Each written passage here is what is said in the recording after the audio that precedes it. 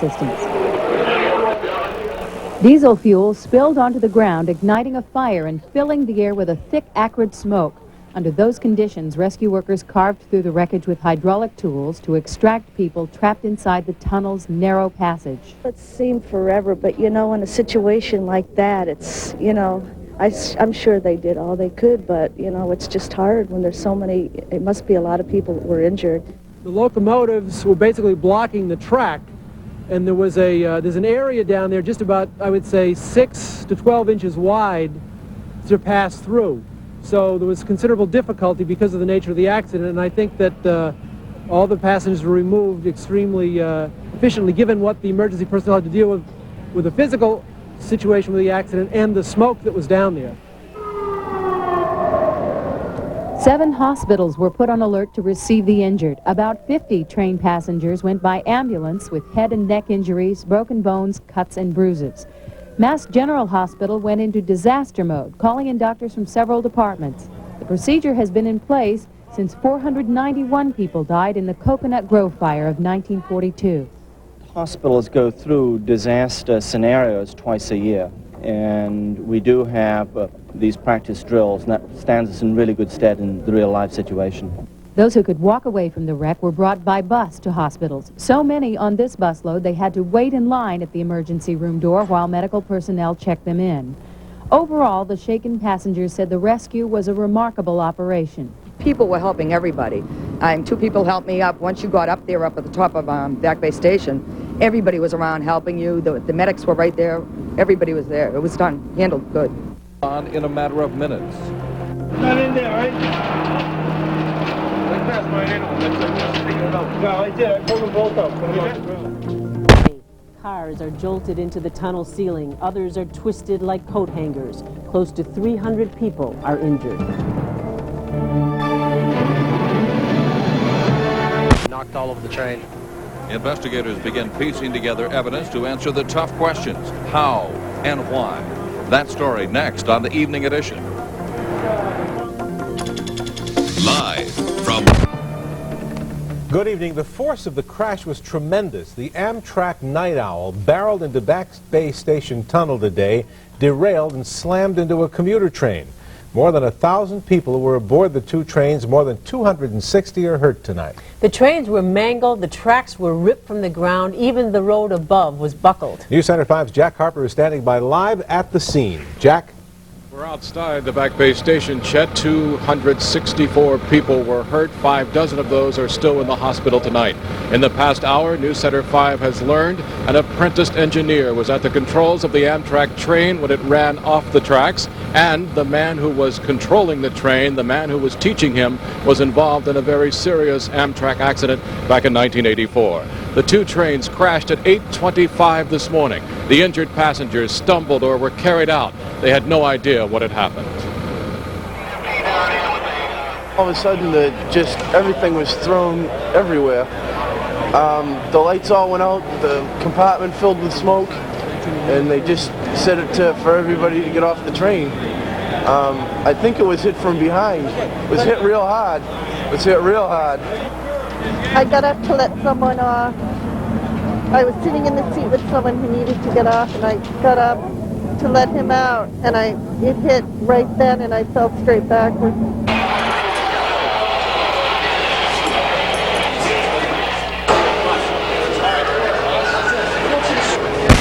As injured passengers wait. It took almost an hour to get the most seriously injured out. Excuse me, guys. Cuts, bruises, broken bones, smoke inhalation. 264 were hurt, at least 10 critically.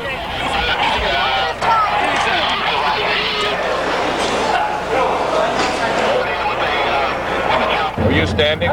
The force of the impact, or the impact of the collision, drove the 2 trains up. Emergency crews worked feverishly to help the injured. But there were just so many. This doctor from Children's Hospital went into the tunnel to treat some of the injured. Examined them to make sure where the injuries were and whether they were conscious, whether they had a head injury, the pulse was going, breathing. There was a lot of smoke. In the tunnel, the eerie sight of the wreckage brought back memories of a similar accident here 3 years ago. It deeply heightens our concern, and we're looking for some answers as soon as possible. To protect myself. Throughout the rescue, crews were hampered by thick smoke from a diesel fire.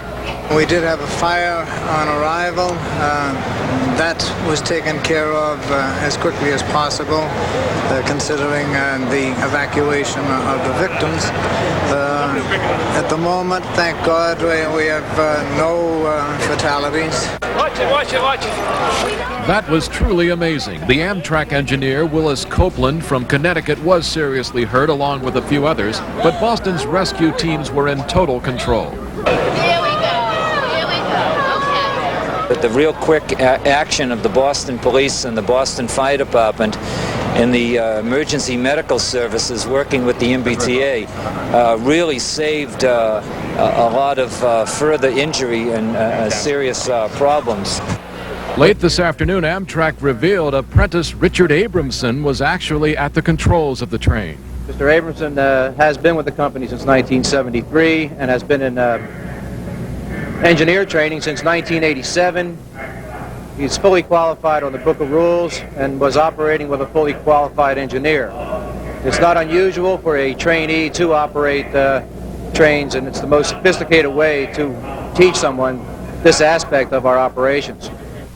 Amtrak won't speculate on whether the train was going too fast. We are making the analysis on the speed tape. At this point in time, we do not have the information available. Beatty refused to talk with us regarding the record of the senior engineer who was doing the training, Willis Copeland from Connecticut. However, the NTSB has confirmed for NewsCenter 5 that Copeland was involved in an accident. He was at the controls of a train in New Rochelle, New York in 1984. And about 100 people were injured in that crash. However, the NTSB says he was cleared eventually by their investigators. So the questions are many and very obvious. What caused the Amtrak to derail? Was it... The medical service coordinated the rescue effort and allocated the injured to hospitals. Doctors say the fortunate thing is that Boston hospitals stayed prepared for disasters just like this one. Entering Back Bay Station when it jumped that track and began heading for the rear of the standing commuter train offloading on track number 1. 125-ton Amtrak engine traveled 500 feet before rear-ending the commuter train, sending 60-ton coaches and the passengers in them flying. The impact was so severe, it twisted parts of the train into unrecognizable pieces of metal. Nobody knows how fast the Amtrak train was going when it jumped the track. Amtrak says a train entering the station should have only been traveling 20 to 30 miles an hour. It's hard to believe something moving that slowly could have caused that much damage. Right. It is certainly a matter of concern. We just don't know why that much damage would have been caused that close to a station. And this Amtrak train is supposed to make a station stop at that station. But that Amtrak train may have been moving a lot faster in the minutes before the crash. A Roslindale resident who lives next to the track says he noticed the train as it passed his home because the train was traveling at what he estimates was 70 to 80 miles an hour. And I looked up from my window and seeing this Amtrak train fly by this section that you can see through the two buildings here. I could see the locomotive and see the two passenger cars and then two box cars, which I think are luggage cars, and it just totally, just ran through here at a real high rate of speed. The crash did considerable structural damage to the station and tunnel area.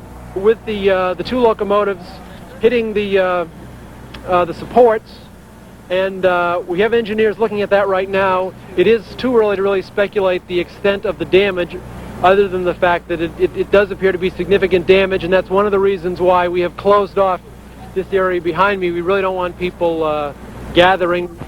Within minutes after the crash, investigators began the preliminary work of determining why the crash happened. This morning's crash brought back memories of a 1987 accident here at Back Bay Station. In that crash 37 months ago, an investigation showed a faulty signal was to blame. Nearly 100 people were hurt in that accident when one commuter train rear-ended the second one because the engineer of the approaching train got a yellow light instead of a red one. I will be very anxious to find out as quickly as possible what caused this accident. And, we had one here not such a long time ago. And obviously this further heightens our concern. However, this accident was different from the 1987 crash because this one was caused by a train on a separate track. Investigators are also going to be looking at the so-called black boxes on board the train, which record the train's speed and other pertinent information, hoping that will hold a clue to the crash. Steve Sprazier, NewsCenter 5. Bad as it was, investigators can see this. They were very lucky in this crash in that these trains hit locomotive to locomotive. Had it been locomotive into the passenger cars, one investigator told us they probably would have had scores, perhaps hundreds of people killed. They'd still be digging bodies from the wreckage. They were lucky in that regard. However, it'll take 36 hours to move the wreckage, 2 more days to fix the track. Except for the orange line, which wasn't affected here, Back Bay Station will be closed probably through Monday. And then they look at the structural damage to the street beneath us. Chet? All right, Jack, in addition to the rail traffic, which, as you say, will obviously be disrupted at least until Monday, what about the vehicular traffic on Dartmouth Street?